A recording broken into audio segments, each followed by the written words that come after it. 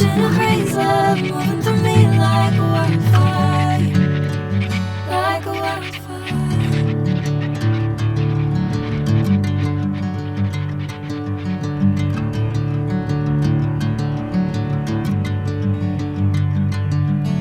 Hey, I'm never the same. Whenever you're calling my name, I'm taking my sweet time. Hey, whatever the plan, I know I'm holding the best of me out of my head.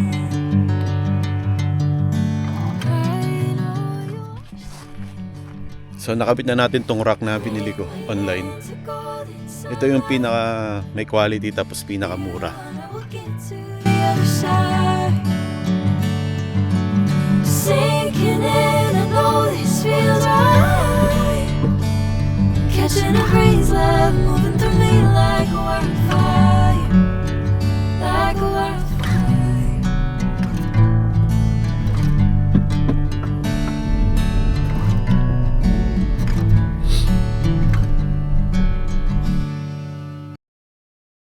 Ito na ang araw na matagal ko nang hinihintay.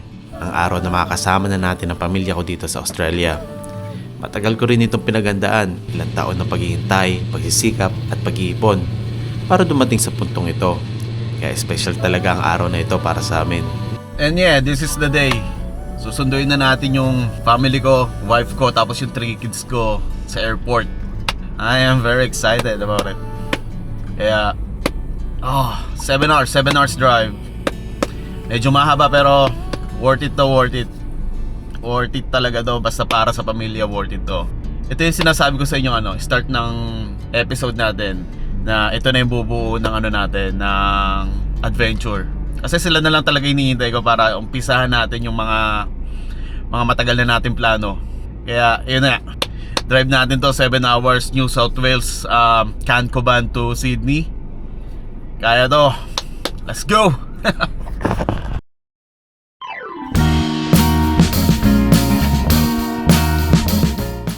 Sa episode na ito, sasamahan niyo ako sa mahigit 6 na oras na biyahe mula sa lugar kung nasan ako ngayon hanggang sa Sydney Airport. Hindi ko rin itatanggi na medyo kinakabahan ako. Hindi pa kasi ako nakakapag-drive sa mismong sentro ng Sydney. At alam naman natin kung gaano ka-busy at kakomplikado mga kalsada roon. Pero kailangan natin gawin ito. At tulad na marami sa naging journey natin dito sa Australia, isa na naman itong pagkakataon para lumabas sa comfort zone at harapin ang mga bagay na dati ay kinatatakutan lang natin. Kaya tara, samahan niyo ako sa isa na namang pinaka-importanting biyahe ng buhay ko. Ang biyahe para salubungin ang pamilya ko at simulan ng panibagong kabanata ng aming buhay dito sa Australia.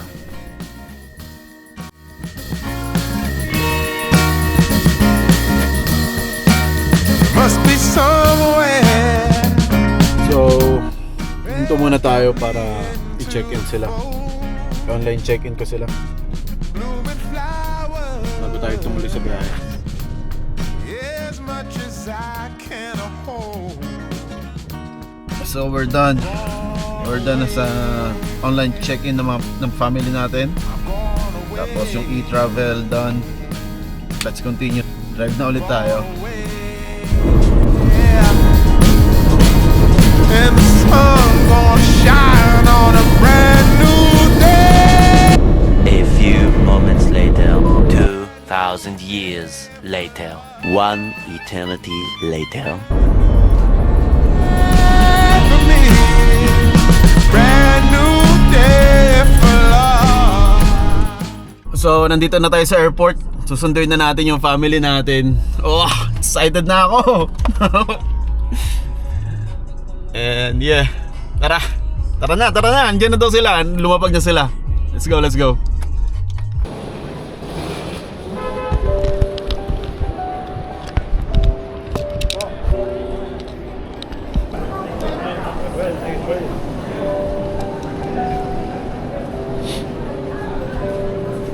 Attendants at the airport will be treated as a security risk and may be disclosed.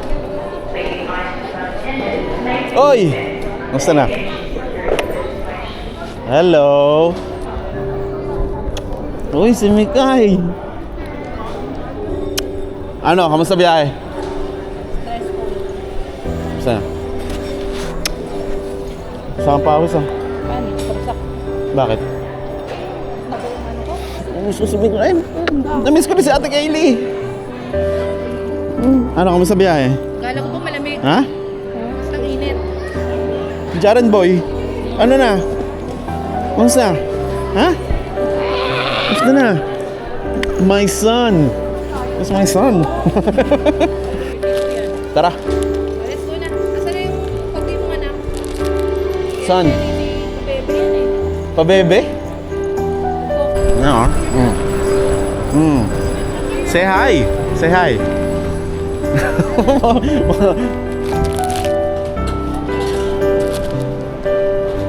Oh.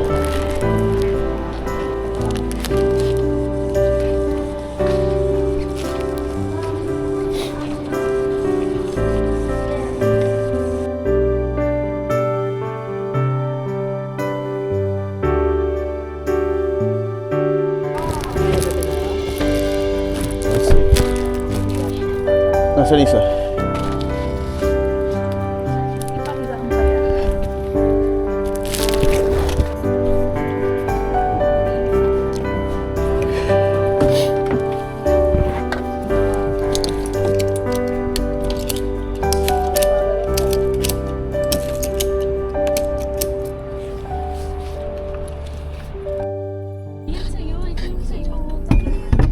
Oh, say hi sa camera, oh. Bye. Hi. Then, everything's okay? Let's go. Oh, so ibababa muna natin itong mga gamit, tapos may cameraman na tayo. Ayan, oh. Harap pa sa'yo camera. Kami kay Clifford ngayon. Dito kami tutuloy for 2 nights. Nag-offer siya ng room para sa amin. Kaya, I wanna say thanks to him. So yun, nagkaroon kami ng problema kanina sa airport. Kasi sa sobrang dami ng bagahe, hindi na kumasya sa sasakyan. So ayan. Tingnan nyo naman. Full pack talaga yung sasakyan. So hindi na kumasya yung dalawang box na malaki. Dalawang box na malaki, ano. Hindi na kumasya. So, ang ginawa ko, binuko ng Uber. Tapos, dinala ko dito sa bahay nila Clifford. Dito ko dinrap. And ang plano, iwan namin sa bahay ni Ramil. Para dun muna, tapos babalikan na lang namin.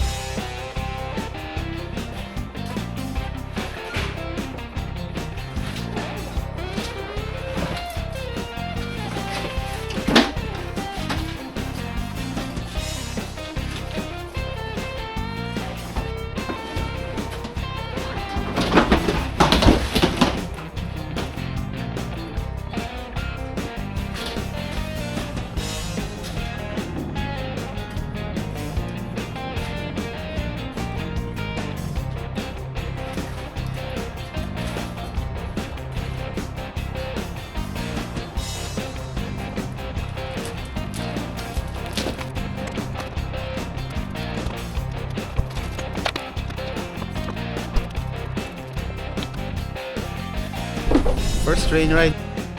Pagdating namin sa Sydney, ang una namin plano ay bumiyahe papuntang Opera House gamit ang tren. At bakit ang tren ang napili namin? Sa lugar na titira namin ngayon ay walang train service. Kaya naisip ko na magandang pagkakataon ito para maranasan din nila ang train ride dito sa Australia. At alam kong magiging mahirap humanap ng parking sa Sydney, lalo na ngayong panahon ng Vivid Sydney. Libo-libong tao ang bumibisita sa lungsod para makita ang mga ilaw at events. Kaya siguradong puno ang karamihan sa mga parking areas.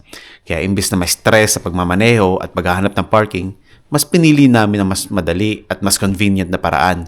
Sumakay ng tren at enjoy na lang ang biyahe, papunta sa isa sa mga pinaka-iconic na lugar sa Australia. Papunta na kami ng Opera House para makita yung mga lights ng Vivid.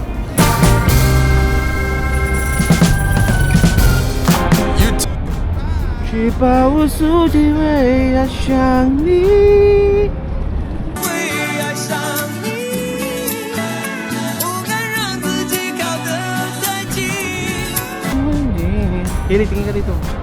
Thought I was only trying Okay, to malamig. be gentle. Pasok sa Let's go.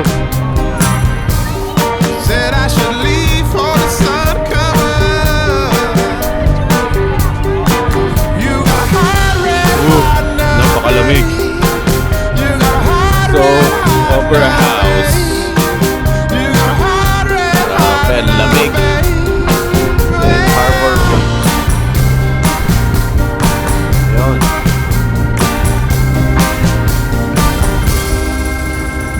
So dati ako lang mag-isa palagi pumupunta rito. Ngayon kasama ko na sila. Di ba? Yun lang, tuloy-tuloy lang. Tuloy-tuloy lang sa pangarap. Hanggang sa makamit natin. Unti-unti. Hindi naman kailangan madaliin lahat.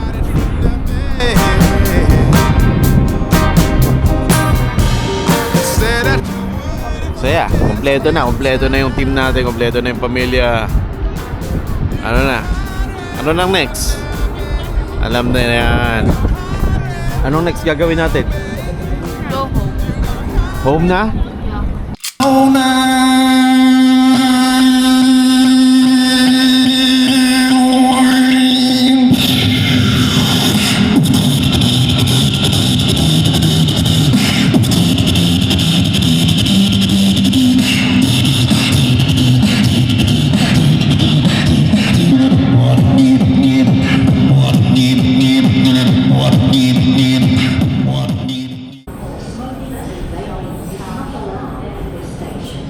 Yay!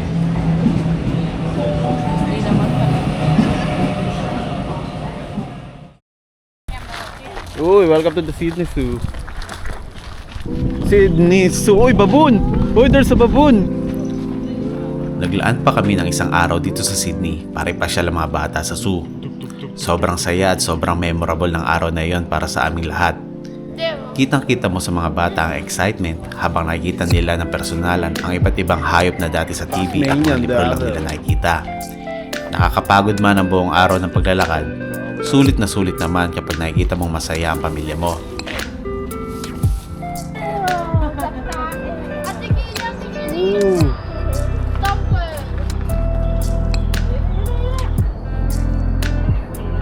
Rhinoceros! Ito na yung giraffe.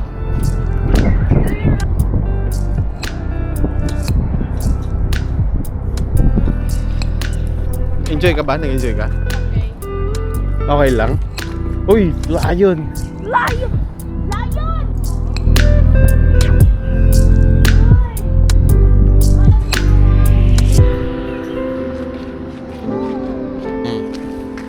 Pagod na daw siya. Yeah! Ang bigat mo na. Malaki ka pa sa akin eh. Yeah.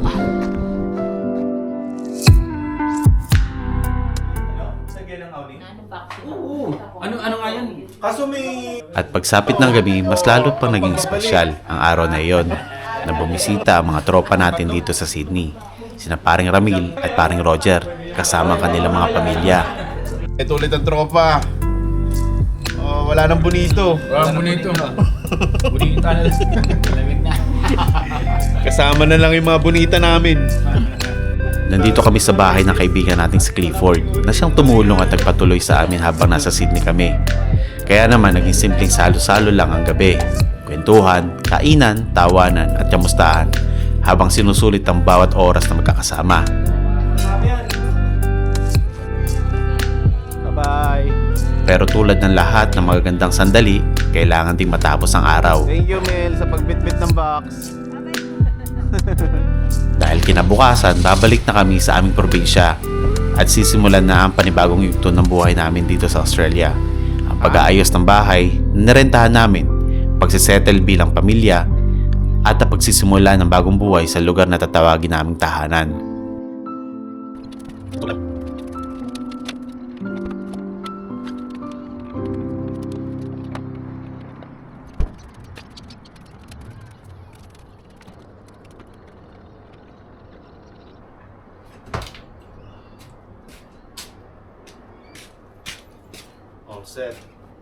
Ready na kami umuwi. Pauwi na sana pero pinakain pa kami ni paring Clifford. Kaya magkakape muna kami, tapos kain, tapos we'll hit the road na. Kaya tara. Par, maraming salamat, par. Sabihan mo kung kung kailan niyo balak bumalik. Oh, sige. Pasyal ka rin doon para makabawi-bawi naman ako sa'yo. Set up mo na rin to, par. Ganda, oh. Shit. Wala pa ako dito. Ano, par? Una na kami. Salamat, ah. Next time. Salamat, par. Ano muna kayo? Settle in muna kayo. Oo. Text mo ako. Oo. Thank you. Oh, mag-thank you kayo kay Tito Clifford. Thank you po.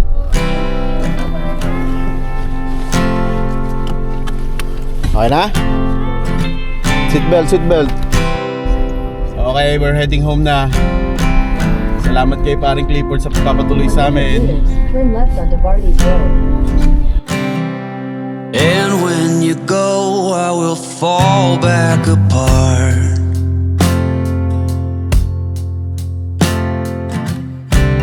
Find pieces of me all over the yard.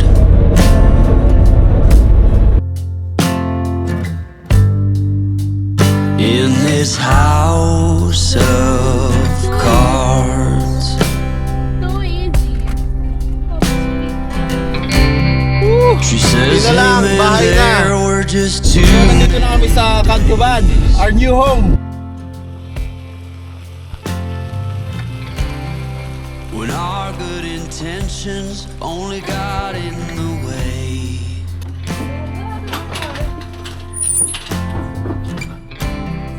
And I almost never know what I should say.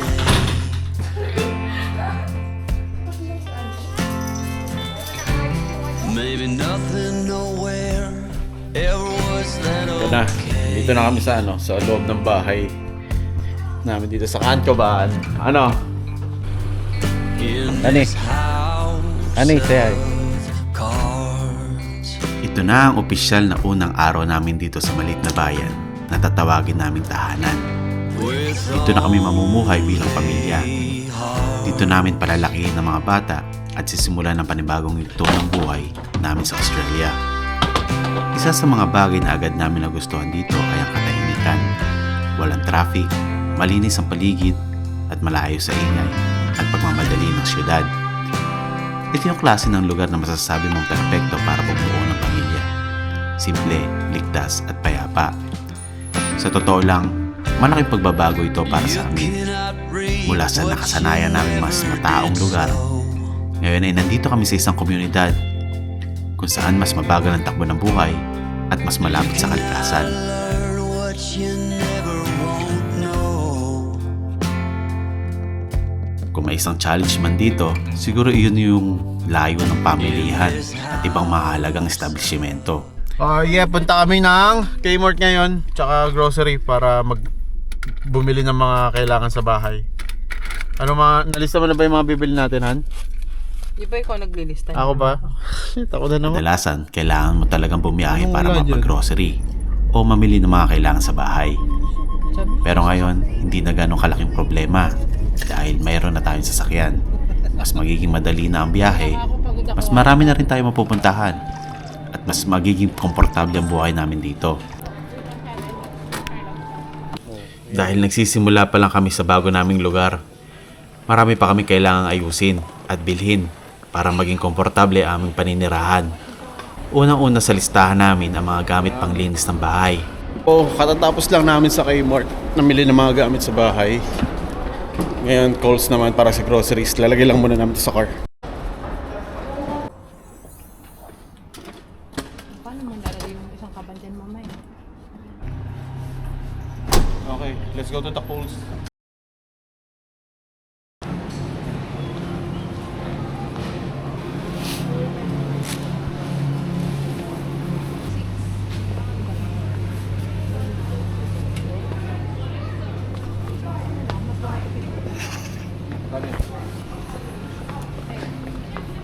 So, groceries done. Ooh. Nice one. So, ready na. Ready na kami mabuhay ulit sa Kawalan. Kung ano yung grocery namin. And yun, try namin humabol sa Bunnings kung makakahabol, pero madilim na kasi, mahirap mag-drive pag gabi na. Daming kangaroo.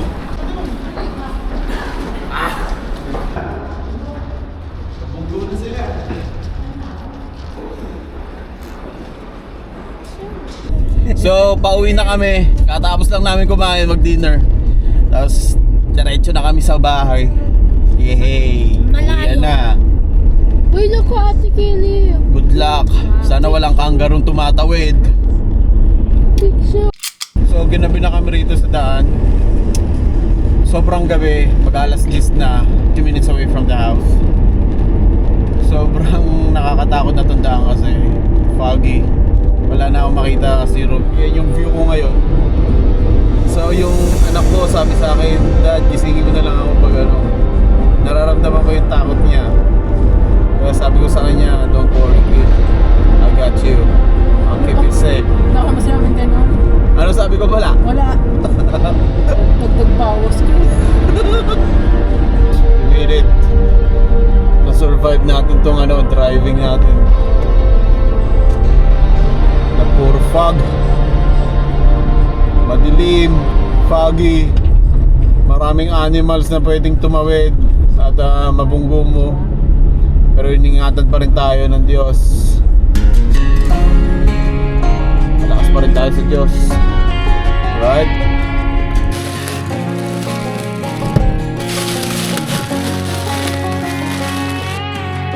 I hear you been asking about me, where I've been and where I sleep.